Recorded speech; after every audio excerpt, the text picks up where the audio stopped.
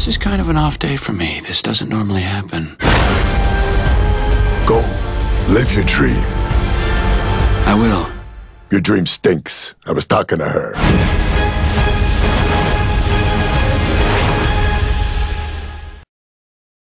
So is this a dream come true for you to be playing one of Disney's leading ladies? I mean... Yeah. I mean, I sort of feel like what little girl doesn't dream about being a Disney princess? Yeah.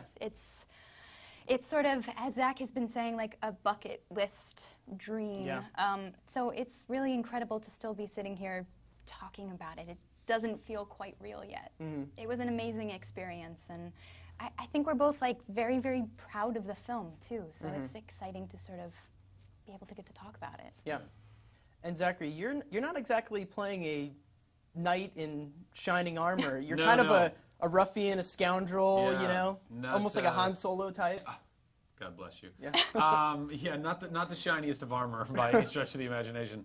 No, but it's that's actually what's so great about it. I think, you know, it's neither one of these characters are the kind of archetypical prince or princess. They're a little more kind of, I don't know, down and dirty than that, and down and dirty is not really, yeah, human, and therefore relatable. I think young girls, women, whoever can relate to Rapunzel on a more human level than just like, oh, she's so beautiful and she has the gown and she's getting saved by the prince. It's like, no, she's kind of having to save herself and save him, and they're on this great adventure together, you know.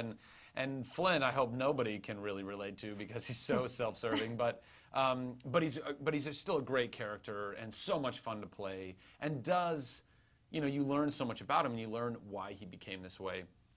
And that part of him, you know, people can relate to, I think.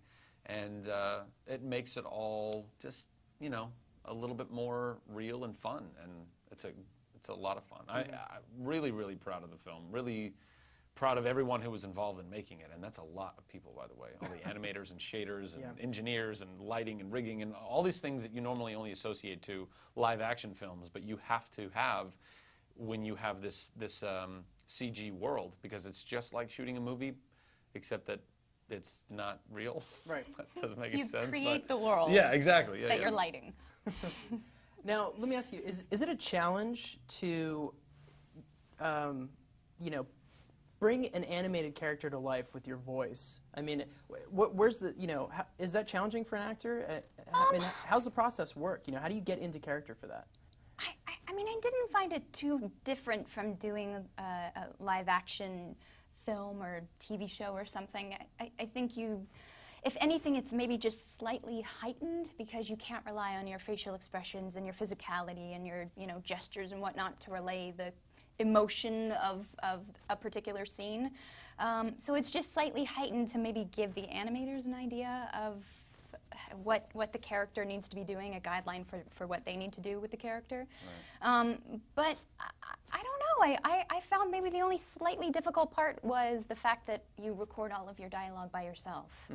So I didn't get to meet Zach actually until we recorded the duet together for the song that our characters sing in the film. So it was a little bit weird at first to sort of get over that hurdle of, okay, I'm just doing this by myself, so I don't really have any feedback. I have no guideline of how I should attempt this line or that line. But we were very lucky to have two incredible directors and a fantastic writer, and so I knew that we were all in really good hands. What's the most exciting thing for you about this film? What are you most excited about? I mean, to be able to look back 20 years from now or 2 months from now, I mean, and be able to say we got to be a part of history. We got to, I mean, it's the 50th animated film that Disney's done, so that's a very kind of, you know, watermark, benchmark, other mark. This is the next big Disney film. Well, yeah, but being the 50th too, I think is just a very cool round number. You know, it's this thing, and then it's the first CG musical they've ever done. It's the first 3D musical that they've ever done, and it's this bucket list thing. It's this thing I've dreamt about doing ever since I was a kid and grew up singing all of this music. We both have, and so now that kids will be singing that music and quoting these lines, and walking around, like somebody showed me a doll the other day, like a Yeah. Flynn Rider doll. They had me sign their Flynn Rider doll. I'm like, this is so weird. What am I doing? Yeah. You know, and the characters of Flynn and Rapunzel that are walking around Disneyland and Disney World right now, and Disney World, Disneyland, Euro Disney, and all these places. It's like, I can't even begin to wrap my head around that. That's just really, really weird and awesome and weird. Yeah. You can chase each other to your heart's content, okay? And it's also my birthday. Just so you know.